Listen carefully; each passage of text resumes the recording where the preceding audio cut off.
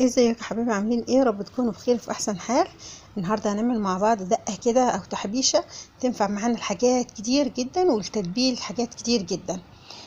تنفع معانا للفول المدمس، تنفع معانا لتتبيل السمك، تنفع معانا كمان للفول النابت، وشوربه الفول النابت، وكمان الحلبسة، وتنفع معانا كمان لتتبيل السلطه. تنفع لحاجات كتير قوي، تستخدميها زي ما انت عايزه. اول حاجه عندنا كده كمان هتحتفظ بيها في التلاجة، تقعد معاكي فتره حلوه كده، تستخدميها لكل انواع الاكلات. اول حاجه عندي معلقه من الكمون، وعندي معلقه من الثوم المفروم، وعندي كمان معلقه من الكزبره الناشفه، وعندي كمان هنحط كمان فيها ليمون، وهنحط فيها ملح. بس الملح بصوا انا حطيت، انتوا لو تلاحظوا، نص معلقه صغير، علشان طبعا ساعات بيبقى الاكل فيه ملح. يعني مثلا ايه، بنتبل مثلا الفول المدمس، ودي كده دقه بنحطها كده من فوق، بتبقى ايه يا دوب تتبيل كده خفيف.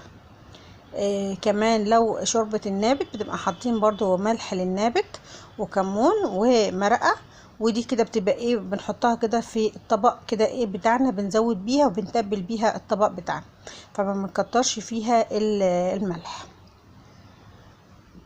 يعني يا دوب كده تمليح خفيف. وهنا هحط برضو ليمون، تقدري تحطي ليمون او خل اللي يريحك. انا هنا بحب احط ليمون علشان الليمون بيبقى مديها مزازة كده وطعم حلو.